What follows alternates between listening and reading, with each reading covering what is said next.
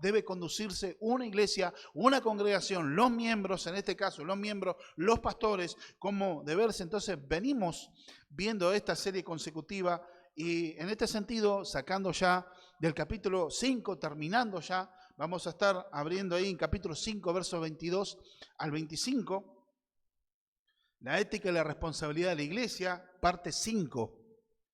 El cuidado en la elección de los ancianos. Y nosotros tenemos que ver muchas decisiones en la vida. Y no se pueden hacer decisiones muchas veces, cuánto voy a comprar, si me alcanza la plata o no, decisiones que tomamos rápido. Voy a comprar algo, bueno, me alcanza, no me alcanza, decido. Pero hay decisiones que tienen que tomarse tiempo y pensar. Decisiones fundamentales. El cambio de un vehículo, la compra de una casa, decisiones con quién me voy a casar. Decisiones que no se pueden tomar. Ah, bueno, listo.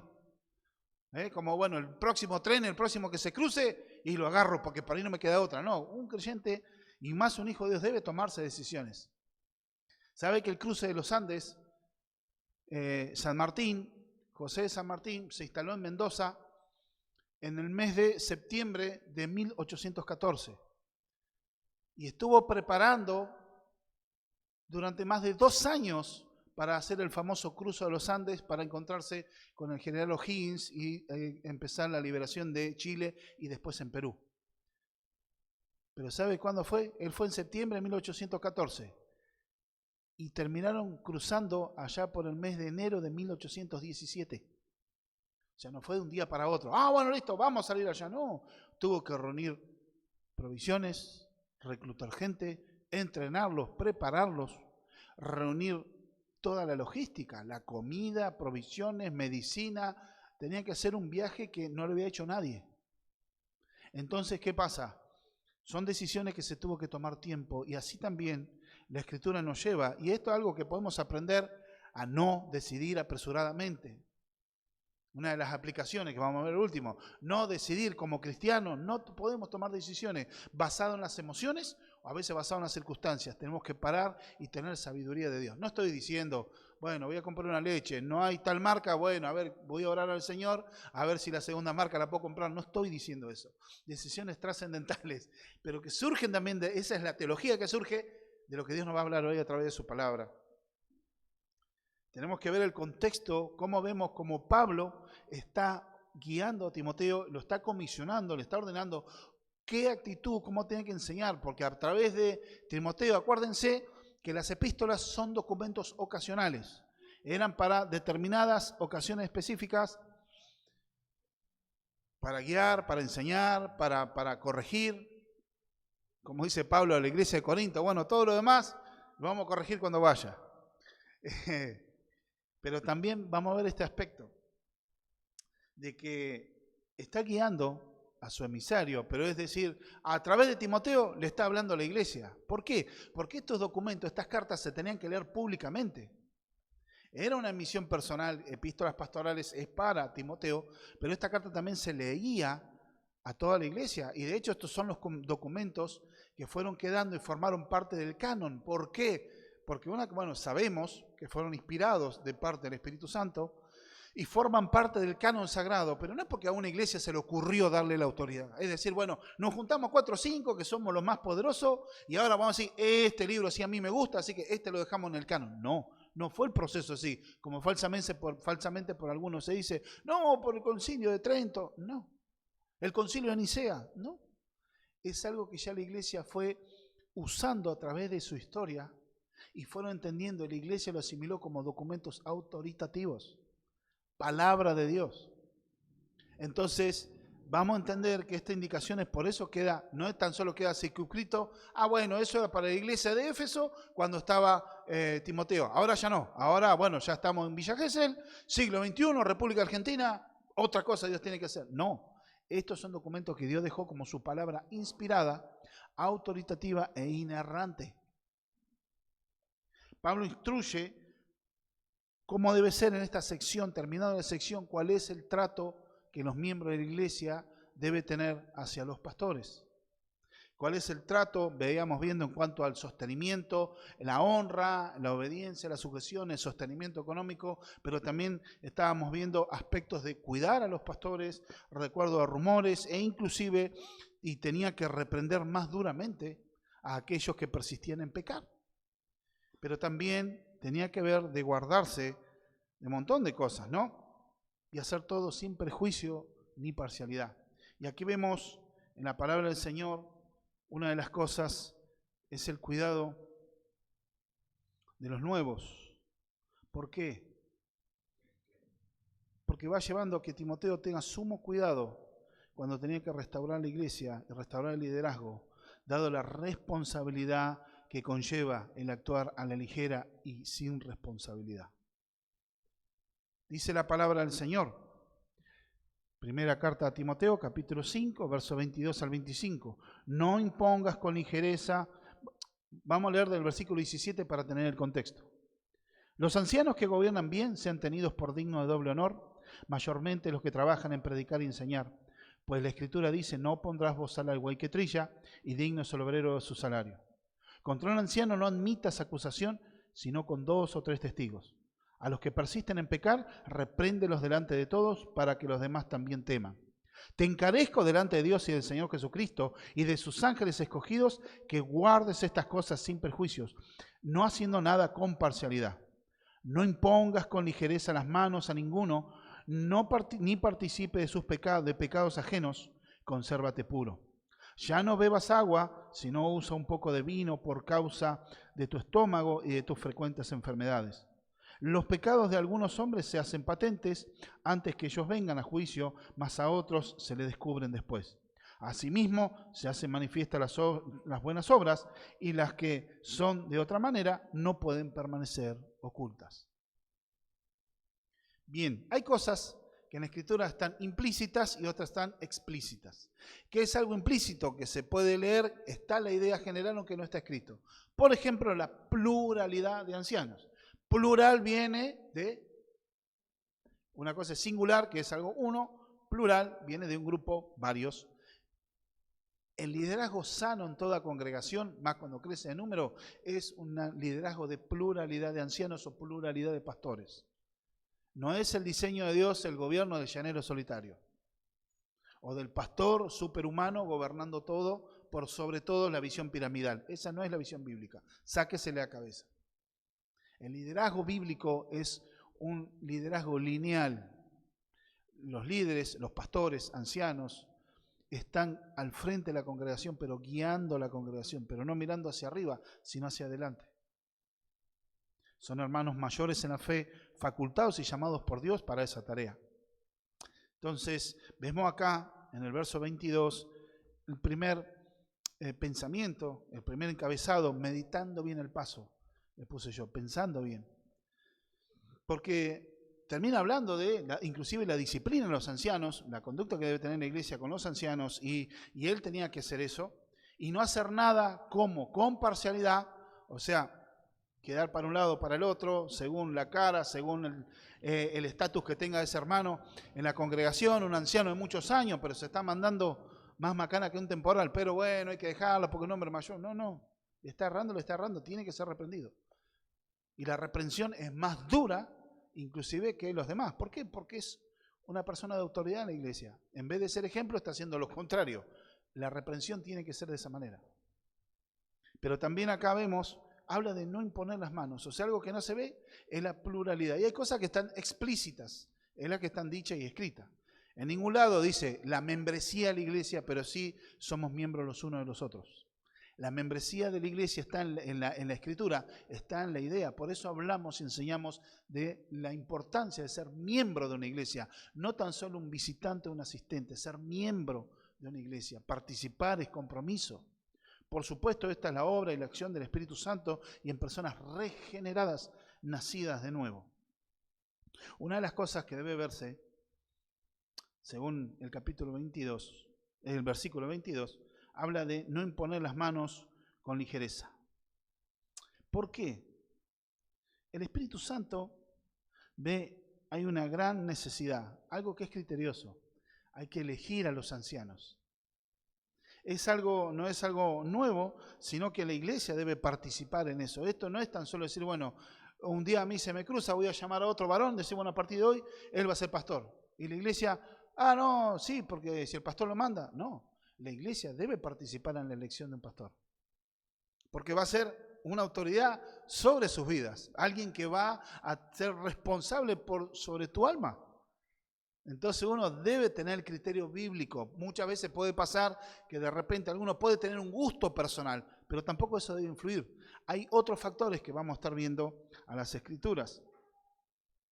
Una de las cosas que el Espíritu Santo, para escribir este detalle, hay una clara necesidad de ser criterioso al elegir o confirmar al ministerio a hombres que deben reunir ciertas características.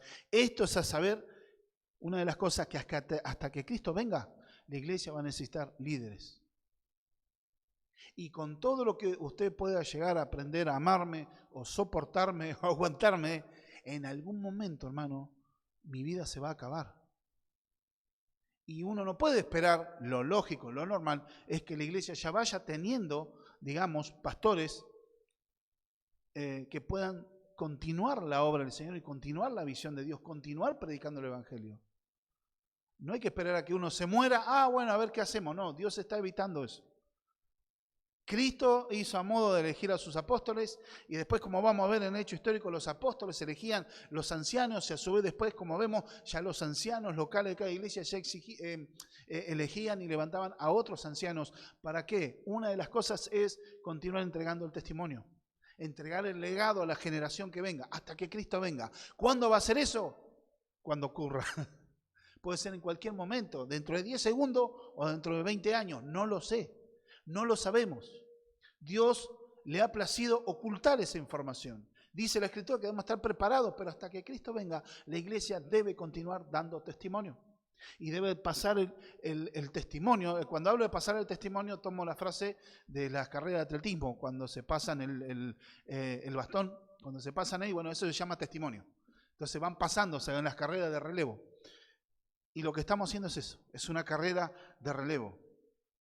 Además de las necesidades prácticas de la iglesia, porque una iglesia que ya tenga más de 60, 70 personas, se va a necesitar otro pastor. Y a medida que vaya creciendo, se necesita otro pastor. Uno solo no puede estar bajo la carga y la tensión de estar dirigiendo la obra. Y ojo, cuando hablo de ancianos pastores, no estoy diciendo como en algunos lados, sí, son los miembros de una comisión. La comisión de ancianos, que son la parte administrativa de la iglesia que se dedica por ahí a aconsejar y guiar al pastor y bueno, ya está. No. Cuando hablamos de ancianos pastores, son pastores que pastorean con olor a ovejas, que están involucrados. No son personas de oficina que están solamente para una labor administrativa sin tener que meterse mucho en la obra del Señor. No. Van a tener que estar tan enfangados como cualquier pastor. Todo metido en el medio del corral, en medio de las ovejas, cuidando las almas, perseverando, cuidando, pastoreando, guiando, sanando, cuidando de los lobos rapaces, de los leones que vengan a sacarlos a piedrazos.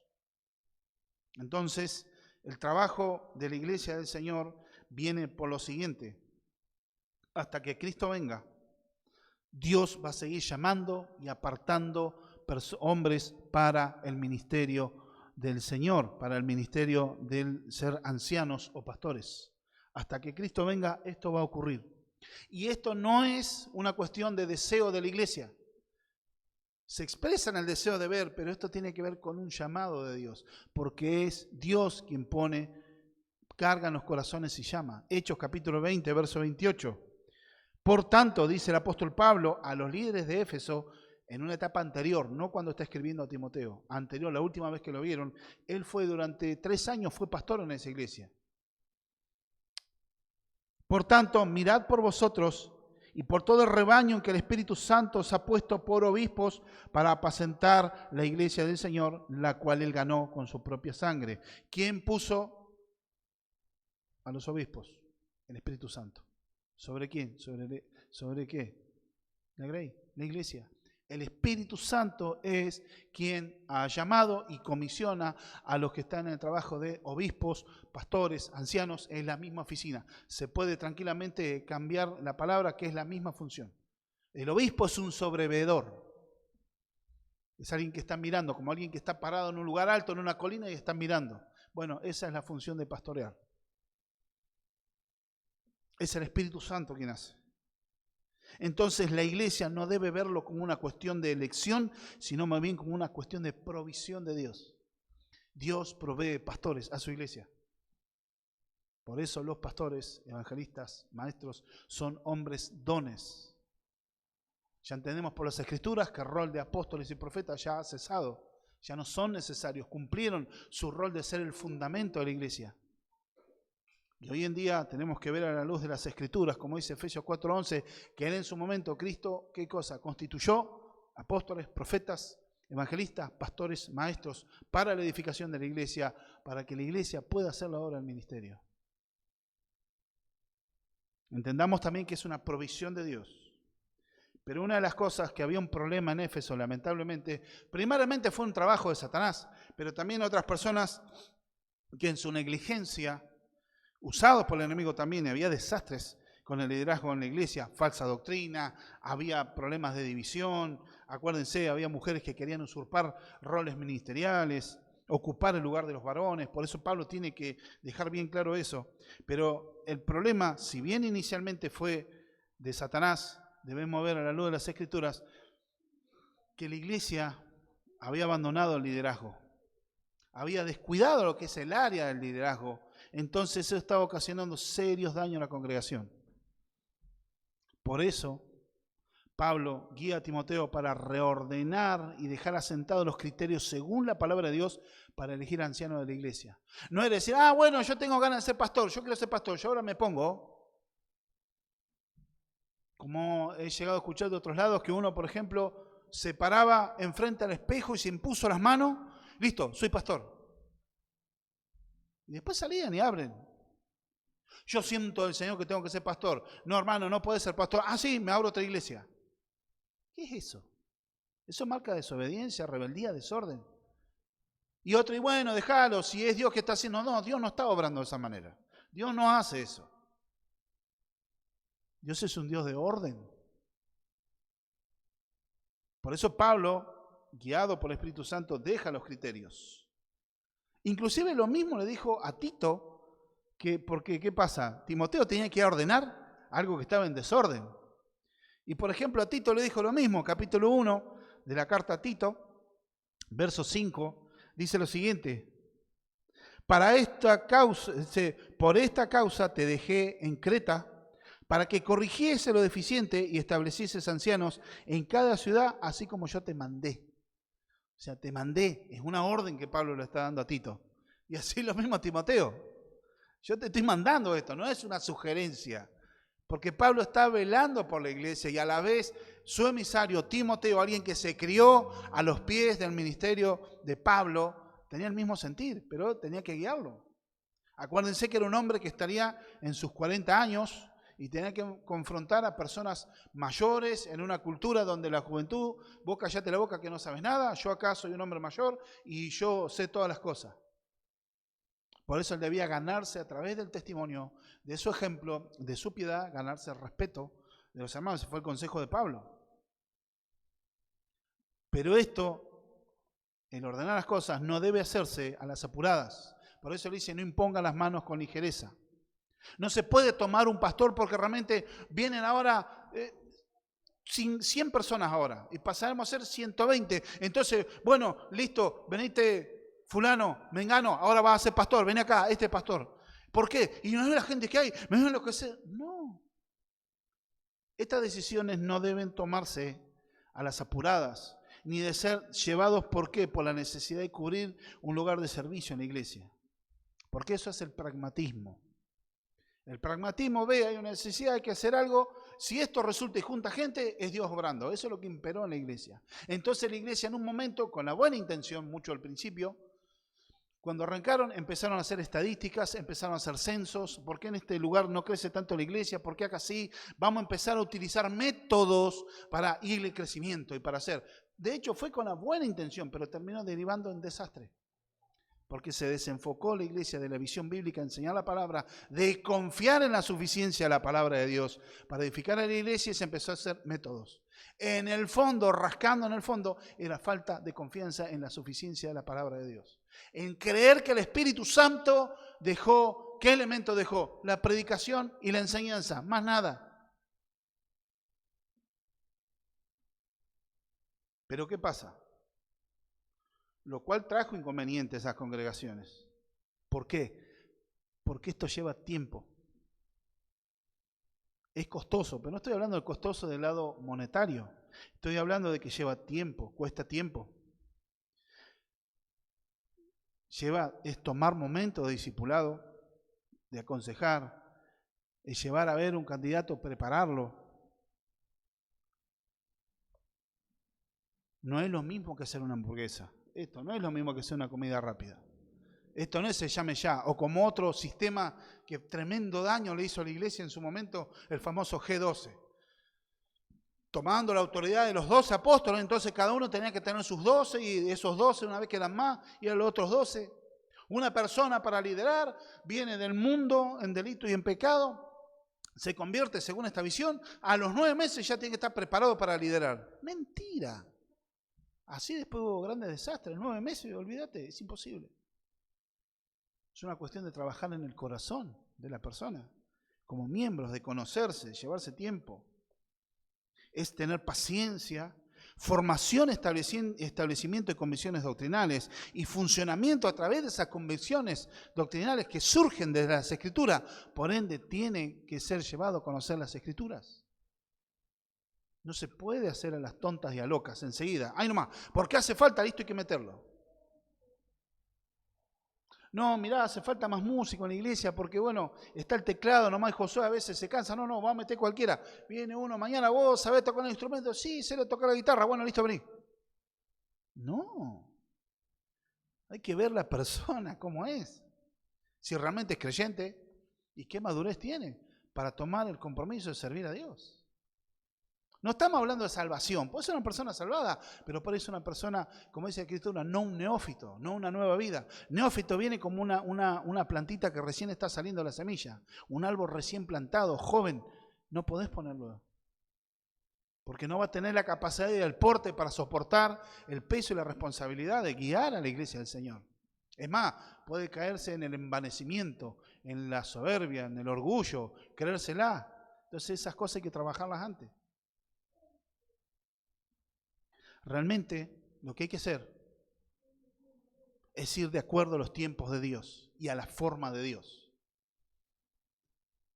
Tomé de Ricardo Daglio una frase que decía Napoleón, que un día estaba muy apurado para ir a una reunión, entonces le dice a su esposa, bueno, vestime despacio que estoy apurado. ¿Hay necesidad? Para ahí hay necesidad de que haya más pastores. Amén, puede haber necesidad, pero si Dios no levanta a nadie, Dios no pone el querer como el hacer en nadie, yo no voy a estar forzando a nadie. No, si la otra persona que por ahí está resistiendo la voz de Dios, bueno, se arreglará con Dios. Uno hablará una vez, 2 veces, si no quiere, bueno. Pero el tema es el siguiente, Dios sabe la necesidad que hay en la iglesia y tiene sus tiempos. Estos ancianos comenzaban el oficio en el momento que la iglesia los reconocía, y esto era acompañado por una ceremonia de identificación con el candidato que se hace por medio de ¿qué? La imposición de manos. Esa es una ceremonia que se le llama la ceremonia de ordenación al ministerio. Es una ordenación, una consagración al ministerio. En realidad también es reconocer lo que esa persona ya viene haciendo de hace tiempo. La iglesia lo que hace es reconoce los dones, los talentos que tiene esa persona para el ministerio de pastor.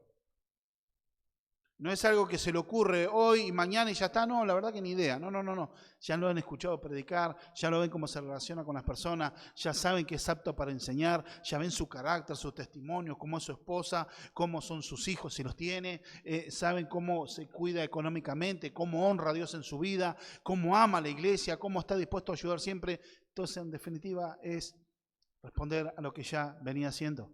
Y es la imposición de mano de quién, como dice Pablo, le dice a Timoteo, cuando lo alienta en el capítulo 4, no descuide el don que hay en ti, que te fue dado mediante la profecía, por la imposición de manos del presbiterio. ¿Qué es el presbiterio? el conjunto de ancianos. O sea, otros pastores que oran por ese pastor, que lo reconocen públicamente. Y la imposición de manos no es algo nuevo, no fue inventado por la iglesia. Eso ya tiene sus raíces en el Antiguo Testamento. Nosotros podemos ver en lo siguiente, en el libro de Números, capítulo 8, verso 10, en el Antiguo Testamento, tiene que ver con una identificación, lo que es la imposición de manos. No es transferencia de espíritu, transferencia de poder, no está haciendo los Power Rangers que le ponen la mano, no. Es una identificación. Números capítulo 8, verso 10, dice: y cuando hayas acercado a los levitas delante de Jehová, pondrán los hijos de Israel sus manos sobre los levitas. ¿Quiénes son los levitas? Los hermanos que están en la alabanza. No, mentira. No son los que están en la alabanza. Los levitas sí eran músicos, pero eran de la familia de Leví, que eran las familias que estaban consagradas al sacerdocio. Esa familia de todas las tribus de Israel estaban consagrados al servicio, al sacerdocio, a lo que sería el servicio en el tabernáculo y lo que era el servicio en el templo, pero tenían que ser apartados. Entonces, mediante cómo, una de las ceremonias que se hacía era la imposición de manos, cuando uno se identifica con el que impone manos. Por otro lado, también en el mismo libro de Números, capítulo 27,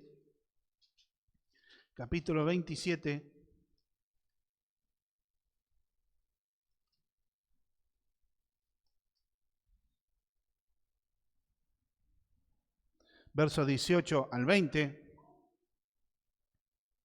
Y Jehová dijo a Moisés: toma a Josué, hijo de Nun, varón en el cual hay espíritu, y pondrás tu mano sobre él. Y le pondrás delante del sacerdote Eleazar y delante de toda la congregación, y le darás el cargo de presencia de ellos. Y pondrás de tu dignidad sobre él, para que toda la congregación de los hijos de Israel le obedezca. Y pondrás tu mano sobre él, en el verso 18. Entonces está hablando de algo, no era algo que se pasaba de alto, no, era una identificación. Era para apartamiento. También vemos en el libro de Éxodo, capítulo 29, que viene otra parte que tiene que ver. Éxodo 29, versículo 10.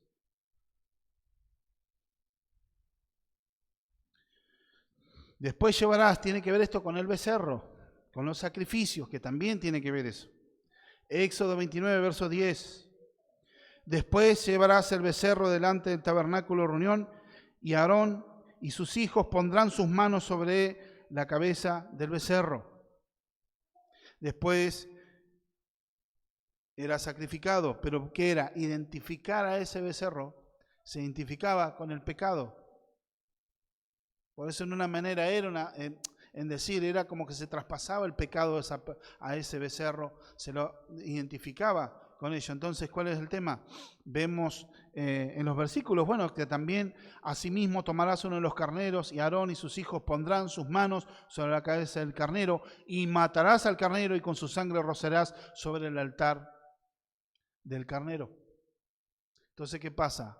Era hacer el sacrificio, pero ¿qué hacía primero? Se imponían las manos, como que se descargaba en ese momento para el sacrificio, se identificaba Israel con ese animal que iba a ser sacrificado. ¿Cuál es el sentido? Dios era un Dios sangriento, sediento de sangre, que tenía que ser aplacada su sed de sangre mediante los sacrificios, como por ejemplo Quetzalcóatl de los aztecas. No, la historia era entender lo siguiente, de que el sistema de sacrificio era: la paga del pecado es muerte. Entonces, para Dios no tener que matar a la persona, al pecador, entonces Dios daba provisoriamente una figura de Cristo, un sacrificio, alguien que pague las culpas por ese pecador culpable, alguien inocente. Por eso ese animal era sacrificado.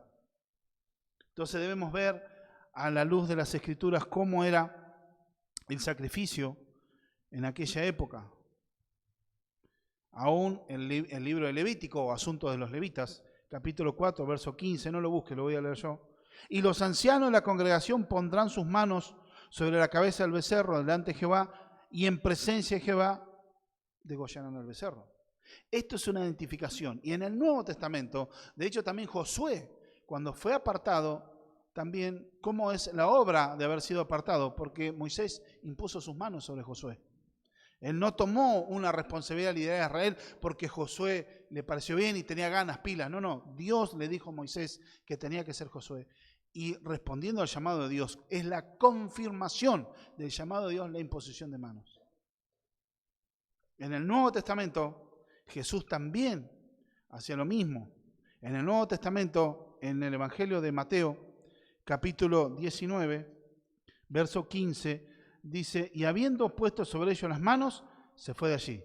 Esto está hablando cuando Dios bendice a los niños. Dios bendice a los niños, entonces dice que impuso las manos sobre ellos y se fue. Los bendijo, por una identificación. ¿Qué dice? De los tales es el reino de los cielos.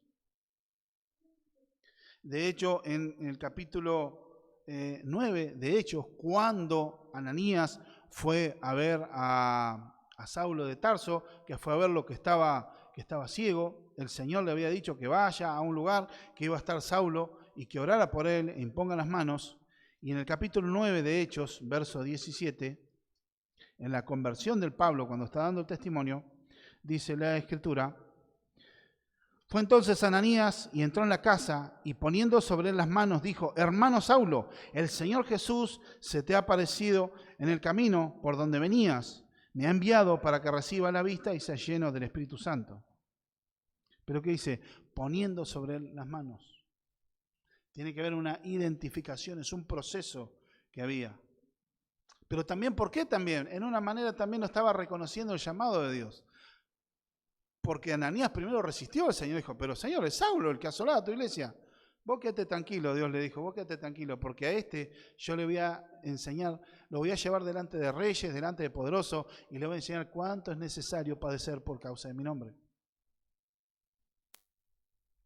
Vemos ahí también cuando fueron apartados, Hechos capítulo 13, verso 13.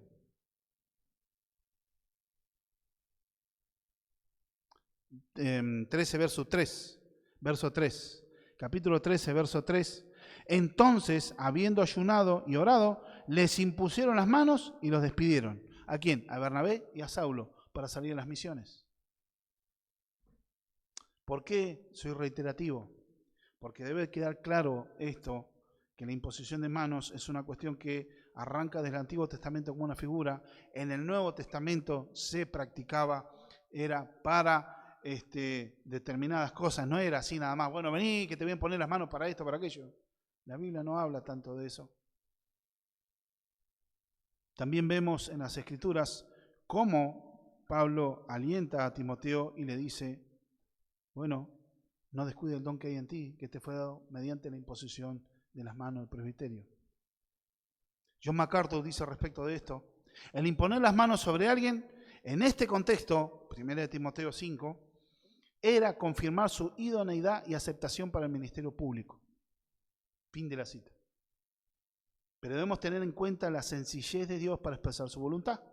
¿Por qué la sencillez? Porque Dios no estaba pidiendo algo misterioso, es decir, bueno, a partir de ahora el candidato a pastor tiene que venir flotando en el aire. Por lo menos tiene que estar teniendo que Dios sane a través de él o cosas misteriosas. No. Capítulo 3, versos 2 al 7 debe tener esos requisitos.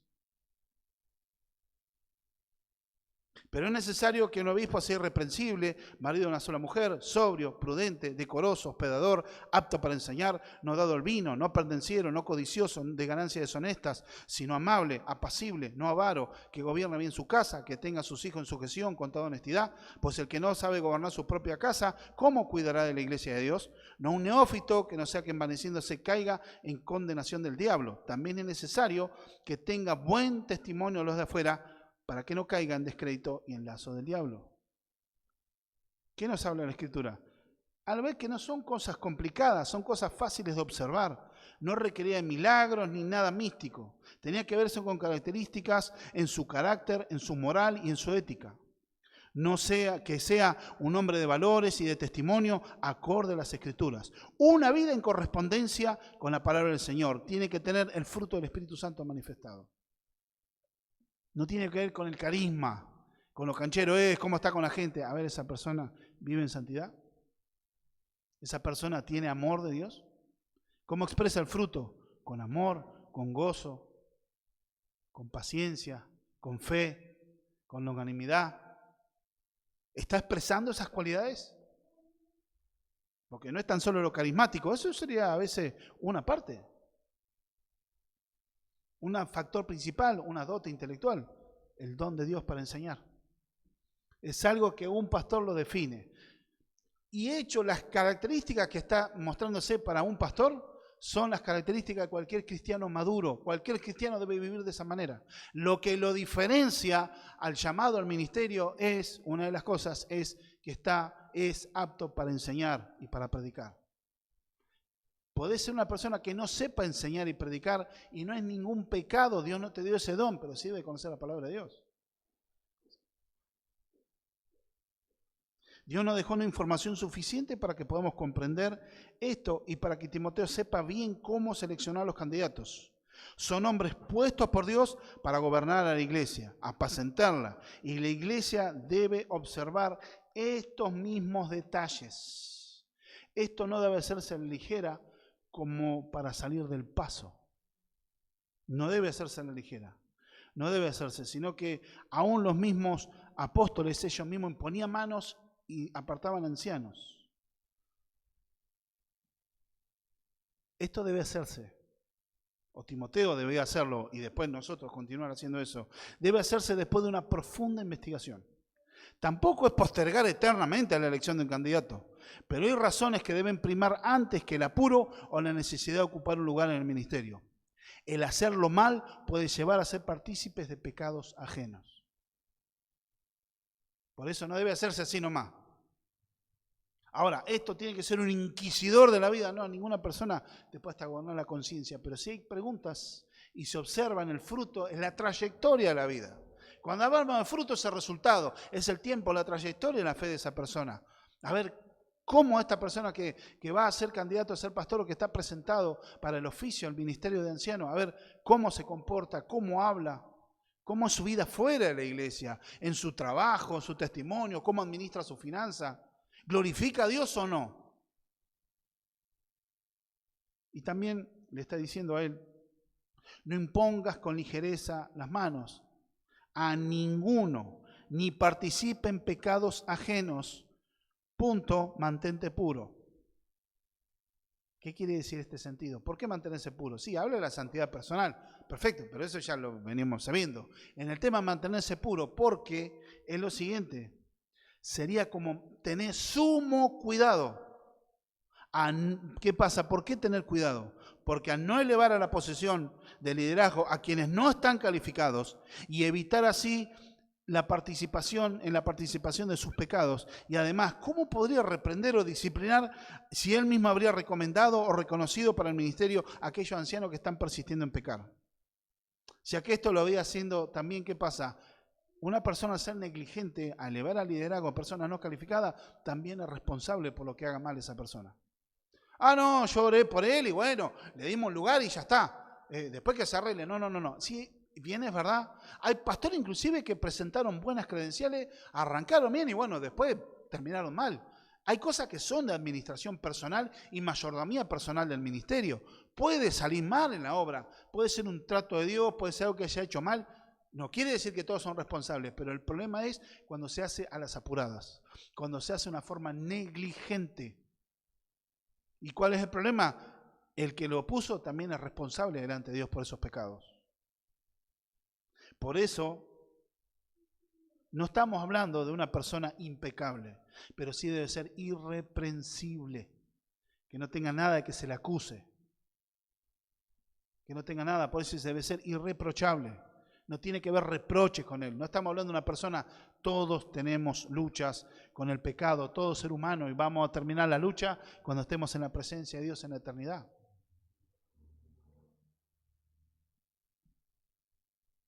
Verso 23, es una nota personal. Timoteo, acá que le dice, ¿no? Ya no bebas agua, sino usa un poco de vino por causa de tu estómago y de tus frecuentes enfermedades. Ahora, uno puede decir, bueno, pero está bien, una nota personal justo ahí. Algunos alegan, y es verdad, una de las cosas, Timoteo era un hombre profundamente comprometido con el Señor. Y algo que tenía luchas contra falsos maestros que enseñaban, como vimos en el capítulo 4, al principio, que enseñaban un cristianismo que lo querían mejorar sobre una falsa vida religiosa, metiendo ayunos, oraciones, metiendo cuestiones místicas que nada tienen que ver con el Evangelio. Queriendo hacer que si yo ayunas más, son más santos que el otro. Si yo me abstengo de determinadas comidas, son mejor que el otro. Enseñaba inclusive de no casarse. Terrible. ¿Por qué? Porque estar soltero es un mejor estatus para servir mejor a Dios. Mentira, eso será según la voluntad de Dios. Que hay una libertad, sí, pero la idea del Señor es el matrimonio. Para servir a Dios plenamente, porque en el matrimonio se refleja la relación de Cristo con la iglesia. Y debemos llevar esa imagen. Pero en este contexto vemos inclusive que algunos dirían, no, como se abstenían de bebida, de todo, entonces no tomaban nada de vino. Entonces, ¿qué pasa? Porque él no quería ser piedra de tropiezo para nadie, no quería dar lugar que le digan nada. Él estaba profundamente comprometido con el Señor, pero en aquel lugar el agua no era buena. En Asia, en ese lugar, el agua generalmente no servía. En esa época todavía se ve que no utilizaban el hervir o no esterilizaban el agua, y el problema es que tomaban agua y esa agua estaba contaminada y producía muchas enfermedades. Disentería para empezar. Entonces, ¿qué pasa? Como él no quería dejar que los gnósticos o los falsos judaizantes lo desacrediten, entonces pasa, no quería llevar un falso, se llama la palabra ascetismo. ¿Qué quiere decir ascetismo? Según el diccionario, estilo de vida que persigue una purificación del espíritu a través de la privación de placeres materiales. Entonces ellos pensaban que, bueno, llevar una vida totalmente monástica, eso era lo espiritual. Ellos están en comunión con Dios. No. Somos completos en Cristo. De hecho, Colosenses también le dice a ellos. Por eso el acento en la carta a los Colosenses dice, ustedes están completos en Cristo. Alguno lo va a llevar a querer seguir, bueno, esto no toques, esto no gustes, esto no comas. Cosas que tienen gran reputación para la espiritualidad de algunos, pero contra el apetito de la carne, el cambio del corazón no sirve para nada. Terminas cayendo en lo mismo, eso no cambia tu naturaleza, porque el Evangelio es lo único que puede cambiar tu corazón, el eje de tus emociones. Tu corazón está hablando, tu mente está hablando donde están las decisiones, tu persona que se transformada por la gracia de Dios. Y solo el Evangelio puede hacer ese cambio, esa transformación. Más nada. Duro trato al cuerpo te sirve por un tiempo, pero después revienta. Entonces esto lo llevó a que él sea un astemio total. Entonces tomaba solamente agua y vivía enfermo en ese lugar. Entonces el consejo de Pablo es para un uso medicinal. No está hablando para un uso de, bueno, ni hablar de embriagarse, pero no está hablando en ese sentido. Y también, ¿por qué el Espíritu Santo inspiró a Pablo a poner ahí? Porque si estamos hablando de una nota personal, se hubiera entendido más en el capítulo 4, donde está hablando cómo debía ser su piedad, que tenía que ser ejemplo, en su carácter, en fe, en amor, en santidad. Pero en este lugar debemos ver algo. ¿Y por qué está justo en el medio de esto, de este contexto? El Espíritu Santo dejó allí en este lugar una nota y nos lleva a observar otro detalle. Él no era un hombre pusilánime. Timoteo no era un pobrecito, un hombre pusilánime, débil, que no podía, porque si no ni hubiera ido a Éfeso. Timoteo era un hombre fortalecido en Dios, maduro en fe, que se jugaba, pasó un montón de cosas con Pablo, pero se ve que lo estaba afectando el entorno. Ir a corregir no era fácil. Sacar a hombres ancianos que estaban haciendo tremendos disturbios, como Himeneo y Alejandro, como Himeneo y Fileto, los dos mencionados ahí en primera y segunda carta a Timoteo, perversos que estaban pervirtiendo la iglesia, hombres reconocidos, respetados en Éfeso, los tenían como maestros y tenía que decirle, no, ahora vos callate la boca. De hecho, Pablo ya había entregado a Himeneo y Alejandro, les había entregado a Satanás. Esto es el contexto de entregarlos al dominio de Satanás, o sea, los excomulgó la iglesia. Pero esa excomunión, ese trato no produjo el trato del arrepentimiento deseado, sino que siguieron y se volvieron antagonistas del cristianismo. Y tener que sacar a esos ancianos, decirle, no, a partir de ahora vos te callás, no enseñas más. No es fácil. Con otras personas que vienen con conflictos. ¿Por qué? Porque estas luchas también no era tan solo el tema del agua. Porque en medio de tanta lucha y el lidiar con el pecado de la gente, esto también traería consecuencias a su cuerpo. Porque muchas veces pasa que gana la ansiedad. Se te empieza a ganar la ansiedad.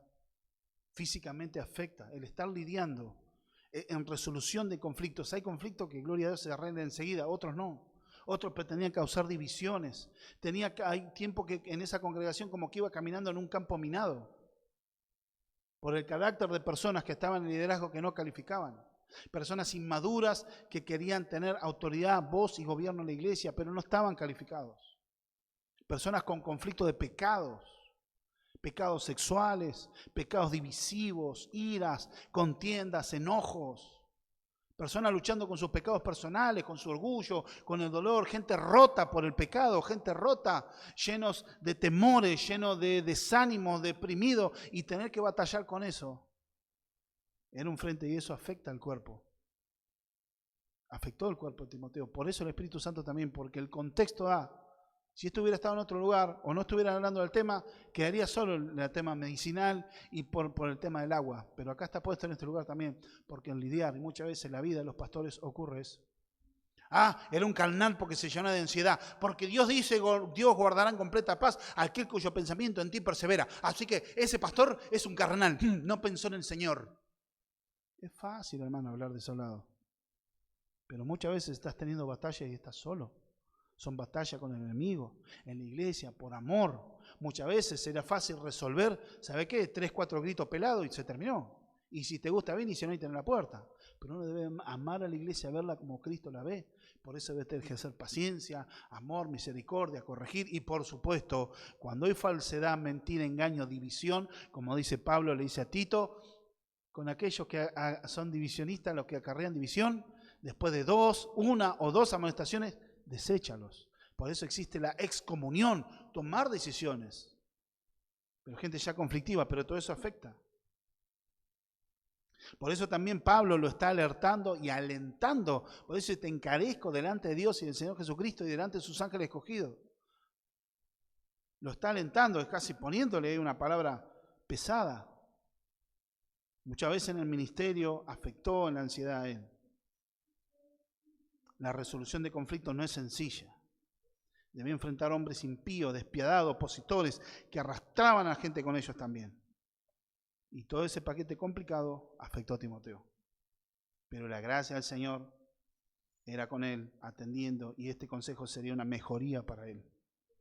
Y el último encabezado, ya más corto, versos 24 y 25, examinar los detalles profundos. Los pecados de algunos hombres se hacen patentes antes que ellos vengan a juicio, mas a otros se lo descubren después. Esto es observar la trayectoria del candidato. Debían ver los hombres que tenían que ver y los detalles. Esto no debe hacerse a la ligera, como salir del paso. Esto debe hacerse después de una profunda investigación. Tampoco vemos en este sentido el postergar eternamente, pero sí debemos entender la obra del Señor en los corazones. ¿Qué está diciendo esto? Viene del juicio. No está hablando del juicio final. No está hablando del juicio del tribunal de Cristo donde están todos los creyentes. Acá se está hablando en el tribunal de la evaluación que tiene que hacer la iglesia para la persona, para el candidato. ¿Por qué debe ser hombres fieles aptos para enseñar? Esto es lo que debe pasar el legado. Y Tito 1, 9 y 10 dice lo siguiente: una persona tiene que ser retenedor de la palabra fiel tal como ha sido enseñada, para que también pueda exhortar con sana enseñanza y convencer a los que contradicen, porque aún hay muchos contumaces, habladores de vanidad y engañadores mayormente de la circuncisión. Hablaba de los judaizantes en Creta. En Éfeso estaba casi gemela la situación. Pero aquel que se presentaba tenía que hacer lo siguiente. Algunos, como dice la frase, su pecado o fallas de carácter son tan evidentes que sería ridículo presentarlos. ¿Sabés la trayectoria? Yo quiero ser pastor y antes de hacerlo, ¿qué vamos a armar un presbiterio para este? No, quédate ahí tranquilo. ¿Cómo se conoce la trayectoria del carácter? Es como decir, mirá, a esta persona hay que decirle esto, no le digas y ya sabe cómo se pone. No le digas nada. Ahora, es una lucha, es su carácter, es un hermano, una hermana amorosa en Dios, pero déjalo ahí. Porque se los conoce. Y a algunos sería directamente ridículo ver su vida de pecado que quiera venir. No. Ni presentarse. Por más ánimo y ganas que tenga de servir en el ministerio. El momento de examinar a la iglesia, en el ministerio, ese es el juicio que está hablando acá. Y otros, ¿qué pasa? Que hay que tener cuidado en este sentido, por eso la evaluación. Los pecados, algunos se ven fácilmente, pero otros se los tiene por santos, pero solo son expertos en ocultar sus pecados mejor que otros. Pero estos salen a la luz en el proceso de evaluación, que los ancianos y la iglesia debe hacer. Lenski, un autor, Lenski, dice, sus pecados marchan justo a la reunión atrás de ellos y se niegan a quedar afuera. Por eso se empieza a hacer un examen, de hecho hay charlas previas, en esa persona ya se lo va discipulando y se va viendo su trayectoria. Después cuando se hace el examen ahí hay que preguntar unas cosas, por ejemplo a mí en ética pastoral me preguntaban cuáles son tus fortalezas y cuáles son tus debilidades. Vos mismo te tenés que exponer. Y uno podría decir a conciencia, podría decir, bueno, mirá, yo realmente sí, tengo un poco de carácter, pero soy un poco adúltero, ¿sabes? Muchos no lo van a decir. ¿Pero por qué? No tan solo por la vergüenza de ser expuesto al pecado, sino porque están ambicionando llegar a ser pastores. Hay personas que son capaces y hay otros que dejan a la familia sin comer, dejan a la familia desatendida, pero el tipo que está en la iglesia. ¿Por qué? Porque quiere que lo vean con la Biblia y que lo dejen predicar, porque su mayor ambición es pararse acá, porque ellos quieren mandar y porque si estuviera yo lo que yo digo va a cambiar la iglesia, yo tengo la palabra de Dios. Y tu familia no sos capaz de ir a trabajar y sostener a tu familia. Es una contradicción de términos. No se puede. Abandonaste tu prioridad por un cargo. No es tener un cargo. El ministerio es una responsabilidad que Dios te da. Es un gozo, pero no se debe hacer. Por eso la iglesia también está involucrada en la evaluación. Como en un presbiterio, Dios mediante, que Dios levante otro pastor en su momento y nosotros tendremos, porque no tenemos, hoy estoy yo solo nada más, invitaré a otros pastores amigos, a otros pastores donde también se hará las preguntas al candidato al ministerio, donde se hará un examen teológico y donde se hará todo lo que corresponde. Y la iglesia también podrá preguntar, se le da lugar, entonces, o no querrá preguntar, pero estar participando y decir, mire hermano, sí, el hermano está presentado como candidato, pero usted sabe que yo vi que él con su esposa no tiene buen trato. Yo lo conozco en la casa, la esposa me ha comentado que él tiene la tendencia a ser violento.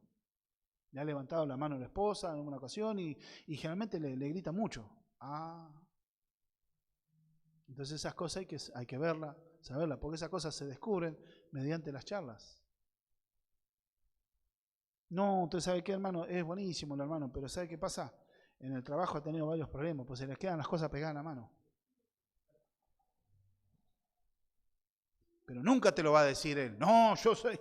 Entonces esas cosas salen. Por eso, como dice Lesky, sus pecados van con ellos, junto con ellos a la reunión y no se quieren quedar afuera. Y gracias a Dios, por eso es necesario examinar.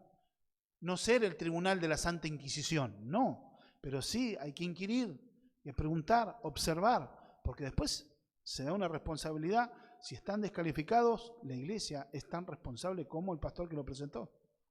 Y de los problemas que vaya a ocasionar una persona inmadura.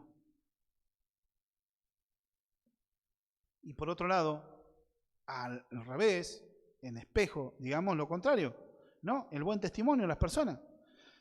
Asimismo, se hacen manifiestas las buenas obras y las que son de otra manera no pueden permanecer ocultas. O sea, la trayectoria. Una persona que tiene una calidad de vida íntegra. Eso es lo que se busca. Otros, en cambio, su carácter de buenas obras hablan por delante de los hermanos. Es decir, se ve una trayectoria de vida. ¿Qué es lo que buscamos? Es una persona íntegra, no perfecta, íntegra, que es coherente con su vida, su testimonio, su carácter. En su casa, en la iglesia, donde vaya, él refleja a Cristo. Confiados en este sentido, que tendrá, como todos, luchas personales con pecados, pero los pecados cada vez tienen que ser más un accidente. Pero tenemos esta esperanza que tanto el pastor, el que está en funciones, el candidato, toda la iglesia, estamos en preparación. La iglesia no es un museo de santos, es un hospital de rehabilitación para pecadores. Por eso la confianza que Pablo le decía a los filipenses, capítulo 1, verso 6, estoy persuadido de aquel que comenzó la buena obra en ustedes y le irá perfeccionando hasta el día de Jesucristo. Entender que esto sale a la luz, el buen testimonio. Donde hablamos de integridad, libro de los Salmos, capítulo 101, verso 2. Salmo 101, verso 2. Fíjense qué claro que es el Señor. Entenderé el camino a la perfección cuando vengas a mí. En la integridad de mi corazón andaré en medio de mi trabajo. En medio de mi iglesia. Ah, no, ¿qué dice? De mi casa. La persona íntegra, como dice el autor, ¿sabe dónde se conoce la verdadera persona? ¿Cómo es en su corazón? ¿Cómo es en su casa?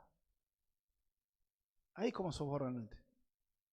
Por eso aquel que es candidato a ministerio, que Timoteo tenía que poner, tiene que ser conocido. Un corazón abierto. Ser conocido. Y como yo soy en mi casa, realmente como soy. Si yo acá me vengo bañadito, perfumadito, afeitadito, bien vestido en lo mejor que tenga, pero en mi casa y tengo una voz amable, hablo maravilloso, soy amoroso con todo el mundo, llego a mi casa y soy un demonio con mi esposa, maltrato a mis hijos, eso se llama hipocresía. Estás actuando un papel. Déjame decirte que eso delante de Dios es pecado. No estás viviendo en integridad y en el temor de Dios. Pero eso, ojo, no es solo para el candidato a pastor, es para toda la iglesia. Todos debemos vivir en integridad. Hombres y mujeres. Y niños. Todos. Por eso es me estaré en la integridad en mi casa. Ver en este sentido, buscar los íntegros. ¿Qué es íntegro? Alguien que es como una sola masa. ¿Vieron cuando se habla de hacer una masa? Se pone la harina, el huevo, aceite o manteca y un poco de agua y después sal o azúcar, depende de lo que quiera hacer, y todo eso que se hace. Primero son cosas separadas, hasta que después mediante el proceso de amasado se hace toda una masa. Se integra todo. Eso es un creyente maduro, se busca la integridad, trabajar en eso. Eso hace una persona elegible para el ministerio. Que podrá fallar, sí, pero hay una seguridad de que se ha actuado de acuerdo con los principios bíblicos y por lo tanto va a tener el respaldo del Señor. Una de las cosas que debemos ver, terminando esto, ¿qué nos aplica la palabra de Dios? Esto tiene que sonar en tu corazón. Ser parte, miembro de una iglesia, no es tan solo una opción, es una responsabilidad del creyente nacido de nuevo.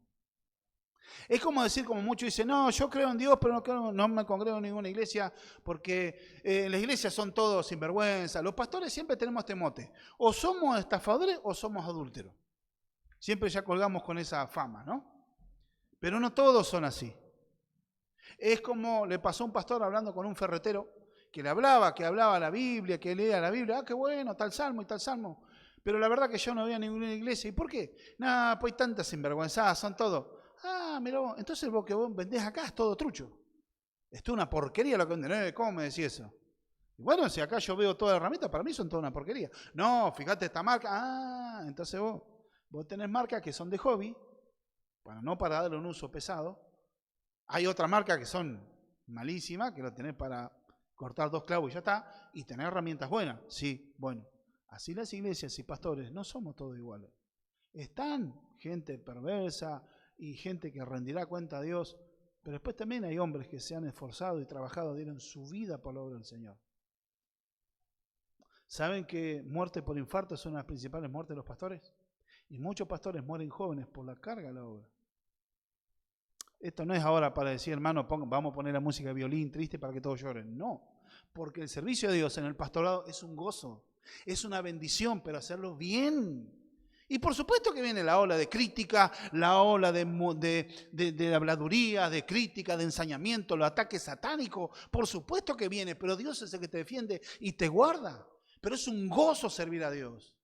Es un gozo predicar, el enseñar. En especial yo me gozo, hermano, estar, otros me miran, ¿para qué tanto? Estar horas sentado, que a veces ya te duele todo por estar sentado leyendo, pero yo quiero capacitarme para alimentar a las ovejas que Dios puso bajo mi responsabilidad.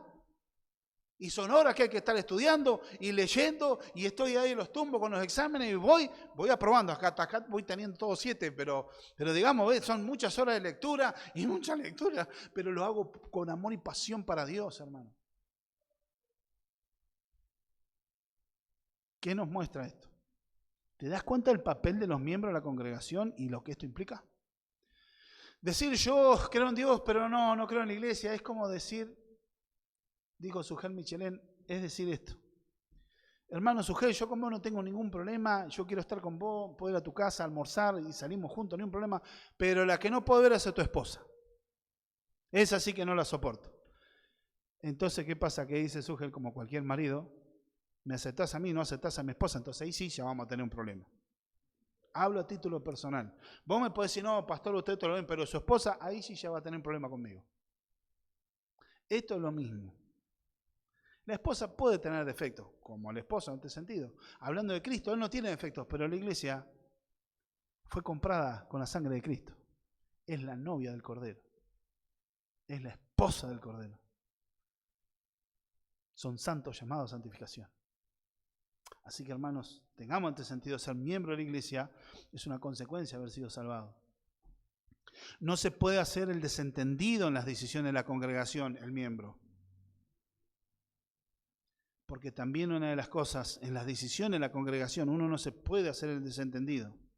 Porque como miembro uno es parte activa también. No es un simple espectador. Esto es lo fascinante de Dios para su familia, que está involucrada para su gloria.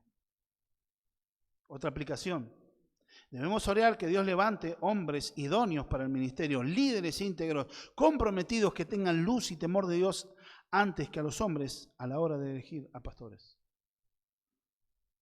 Por otro lado también, todo creyente debe vivir a la luz de las verdades del Evangelio y que tu modo de vida sea no solo un testimonio, sino una constante invitación a otros a venir a los pies de Cristo. No es solo responsabilidad de los pastores, la consagración es de la iglesia. Que tu vida sea de tal manera que tu misma vida sea una invitación a venir a mostrar a los pies de Cristo. Que lo que vos hables lo respalde con tu vida.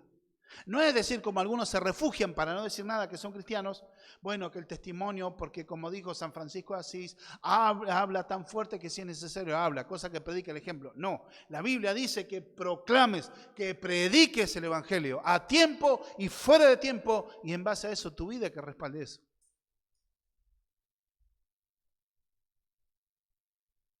Entender en este sentido de la vida de consagración de la iglesia, y como vemos también la teología que sacamos de no es el centro, pero el centro de la decisión de la iglesia, pero también como a colación, todo cristiano no debe tomar decisiones a la ligera. En todo orden de tu vida tenés que pensar, no dejarte llevar por el conflicto de momento, por tu carácter, o porque estás en ese momento enojado, o porque estás muy feliz. Buscar equilibrio en Dios para tomar decisiones sabias, porque después de una mala decisión vas a lamentarlo. Ocurre, como le pasó a Josué cuando ellos hicieron pacto con los que venían de Gabaón. ¿Y qué hicieron? Dice, hicieron pacto con ellos sin consultar a Jehová. ¿Y después qué pasó? Tuvieron toda la vida conflicto con los gabaonitas, porque no consultaron a Dios. ¿Te estás preocupando por luchar contra el pecado en tu vida a fin de agradar a Dios que te salvó? ¿Es tu ocupación ver para crecer espiritualmente o estás entregándote al adormecimiento satánico de dejar la batalla? Hay esperanza porque nuevas son las fuerzas que tendremos en Dios. No estás solo en la batalla contra el pecado y la maldad. Déjame decirte esto. Dios te ha puesto en una familia que te va a respaldar, que estará cerca tuyo. Dios está contigo. Y como último, sin Dios no sos nada. Estás excluido de su familia, estás excluido de la salvación. Y si hoy te encontrás sin Cristo, déjame decirte que podés venir a los pies de Cristo en un sentido figurado, creyendo en el Evangelio. Cristo murió en la cruz de Calvario, pero resucitó al tercer día. Vení al arrepentimiento y fe y recibí por fe la salvación que Dios te ofrece hoy. El mañana no es tuyo. El mañana no sé qué es lo que puede llegar a ser. Pero partir de a la eternidad sin Cristo, esa eternidad donde Dios ya no va a estar como el Cordero sufriente, como el bendito Salvador que está abriendo sus brazos, sino vas a estar delante de Dios como el juez justo e implacable. Vas a encarar un juicio donde no vas a tener abogado. Y Dios va a castigar el pecado y la impiedad. Recibí la salvación de Dios que es ofrecida en Cristo. Él te perdonará y te va a recibir en su gran familia. Porque dice la Escritura, el que a mí viene, yo no le echo fuera. Amén. Vamos a orar, hermanos. Padre, te damos gracias por esta tu palabra. Rogamos que tú la bendigas, que bendigas, Señor Dios mío, cada una de nuestras vidas para entender como miembros el temor y el temblor que tenemos que tener delante tuyo, el respeto a tu santidad al tomar las decisiones, Señor, a promocionar a alguien a un ministerio, pero que tú nos ayudes también en la aplicación personal para no tomar decisiones apresuradas, basados en el problema, sino que sea tu palabra dándonos el criterio para tomar las decisiones. Estar aplomados, estar sensatos, conocer, Señor, el ambiente, conocer los detalles para decidir correctamente. Así también como es conocer y los detalles, conocer a la persona, el candidato para tomar un ministerio de pastor, que tengamos en cuenta esto, Señor, para cuando tú llegue el tiempo y cuando tú levantes otros pastores, Señor. Creemos y trabajamos para eso, Señor. Padre, que crecerá esta membresía donde se necesitarán más pastores, se necesitarán diáconos, se necesitarán colaboradores, se necesitarán maestros, maestras, líderes, Señor Dios mío. Tú puedes hacerlo, Señor. Pero que sea tu palabra llenando y guiando a tu iglesia en todo tiempo.